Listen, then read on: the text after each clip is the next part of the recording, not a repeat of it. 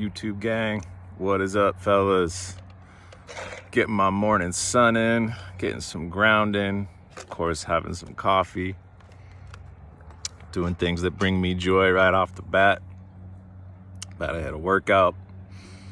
So, all right, I got a little topic for you guys and a little side note here.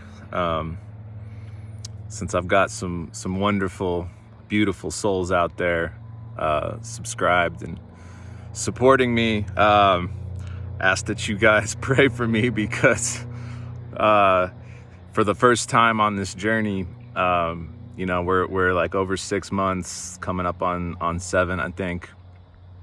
And it's been pretty smooth sailing, man. Like, there's been flat lines in the beginning. In the beginning, I had the wet dreams, I had the flat lines. It's kind of like the adjustment period. The withdrawals is what I think it is. And also the spiritual attacks is another way to look at it, because the forces of darkness or the forces of resistance recognize that you're really on to something, and they don't want you to continue lest you escape their trap, lest you escape the strongholds and start to become a spiritual warrior out here who is very powerful. We become like spiritual Green Berets out on this spiritual battlefield. And it's no joke, you guys. It's real stuff. And the more you can abstain from the flesh, the more you can overcome the temptations of lust. And also, we can bring in things like fasting, prayer life, any form of discipline where we're engaging in something spiritual instead of something material or something temporal or carnal. We're feeding the higher nature. We're feeding our soul instead of just feeding our bodies all the time. Of course, our bodies are important too, because that's like our soul's avatar, and we are in the world, but we find out that we're not of it as we progress on the spiritual journey, that we're really not, man. We're really not like from here, and we're not staying here. We're here. It's like, I've also used the term spiritual paratroopers, man. It's like we dropped down here, we like dropped out from some higher dimension into this body, and now we're in this body, we're experiencing all these temptations and all these different experiences of pain and the pleasure and the cravings and the desire to fit in and all this whatever, right? But really, we're not from here, and we remember that, we recall that, we come back in touch with that as we engage in a spiritual practice, this very serious spiritual practice like retention. So for the first time on my journey, there's a female in my life that I definitely feel something for. And it's been pretty smooth sailing, because I left the worst relationship of my life right before I entered into this path. I was with a narcissist, and it was dark, and it was abusive, and I got betrayed in a very serious way and gaslit and hurt pretty bad, and had a lot of things stolen from me, and I was paying bills for this person. But to take my own accountability, I was simp extraordinaire in that relationship, and she humiliated me for it. She's like, "You're not a real man," blah blah blah, this and that, and she was doing it to hurt me, but also at the same time, she wasn't completely wrong, because I allowed this, and because I had no constitution, I had no spiritual grounding, no character. I had, if I had what I have now back then, I wouldn't have put up with any of that. I would have caught on to the red flags pretty quickly, and I'd have said, bye. I don't care how sexy you are.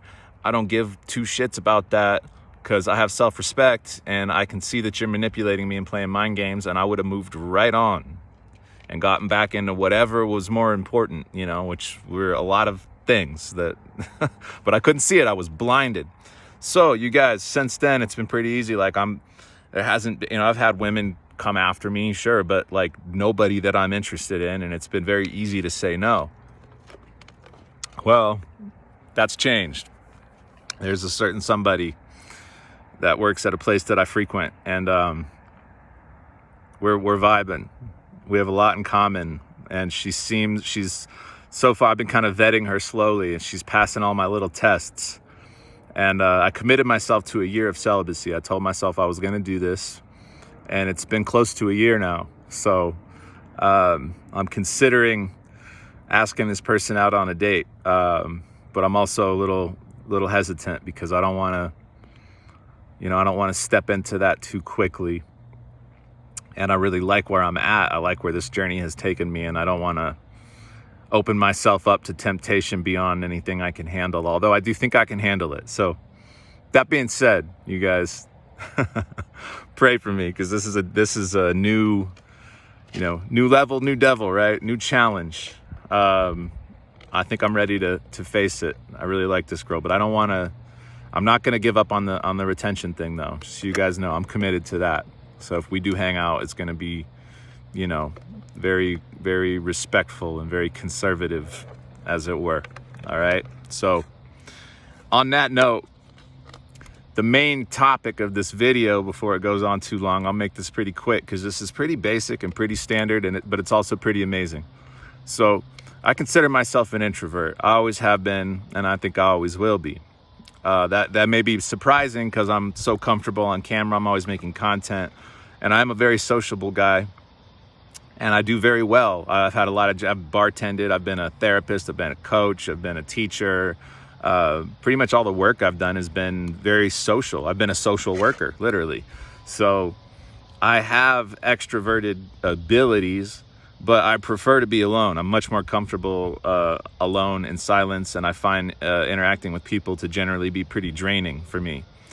Now, as I've become a retainer, I've learned a lot about why that is. There's a reason for that, and that's because a lot of people like to feed off of our energy, especially introverted people, I think, tend to be more on the spiritual side because we spend more time in contemplation and meditation, and we get to learn more we get to meet ourselves on a deeper level. Let me put it that way.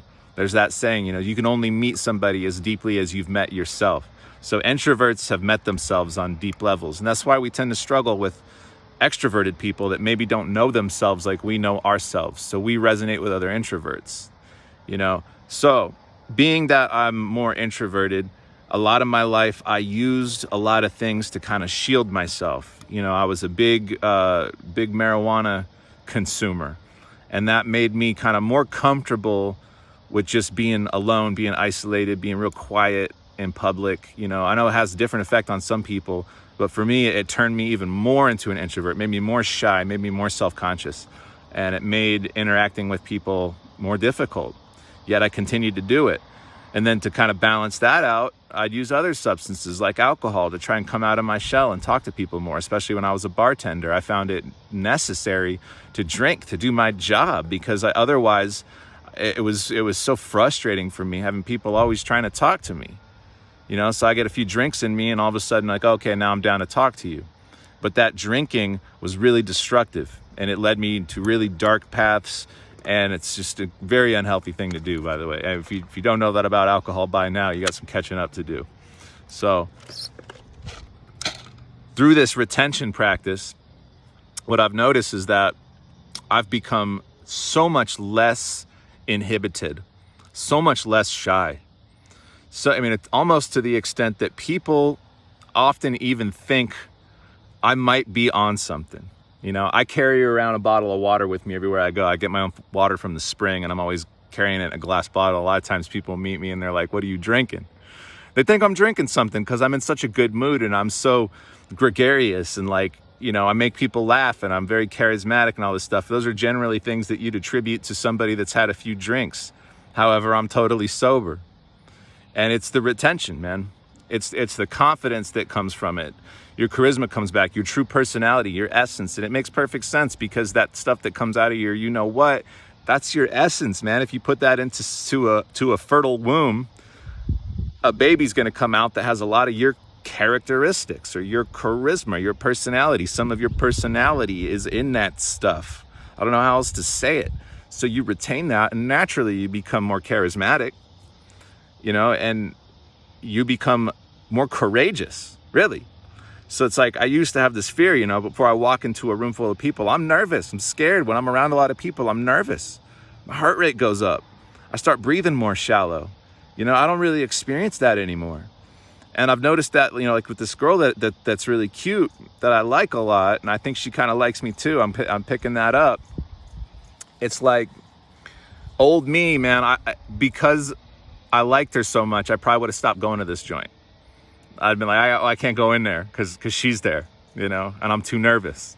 And I'd have been self-conscious about this and that and the other. Like today, I don't know, I fucking cut my nose last night, somehow sleeping. I'd be like, oh, I can't go in there today because I don't look good or something. You know what I mean? I don't know, silly shit. But I went in there and I talked to her this morning at length. I got to know her a little bit, and she's cooler than I thought she was. So, yeah, man, this is just part of the deal. This is part of what to expect. This is part of the benefits of being a retainer, is like you get this courage, you get this confidence. You're able to you're more decisive. You're able to just kind of like do stuff. I don't have to sit there on the fence and be like, should I do this? Should I do that? I just do stuff. Like y'all notice, I used to have long hair. I just chopped that shit up. That was a very spur of the moment decision, man. That took some courage because I had long hair for like 10 years. And it was easy. I was like, had the opportunity to have it cut, and I was like, send it, full send, let's go. You know, it's like if I get offered like a job, it's like, all right, let's go, let's do it, you know?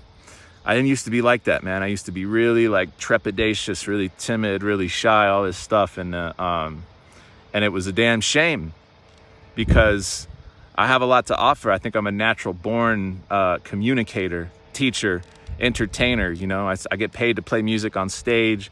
I've been paid to sit and facilitate groups full of people. So it's like for me to not have this confidence, this decisiveness, this clarity, this charisma, means that I am limiting my own potential in life. And so I really, really require that ability to move forward and to succeed at what I want to succeed at in life, because I do want to spend my life helping people. So I've got to be able to be less introverted, more confident, more charismatic, and more willing to come out of my shell and share what it is that I have to share. So, all right, there's that, you guys. Like I said, man, keep me in your prayers that I don't get tempted and thrown off the path by this very beautiful, very charismatic, high vibe woman that I've met. We'll see where this goes. I'll keep you guys posted. All right, so peace and blessings, you guys. Stay up.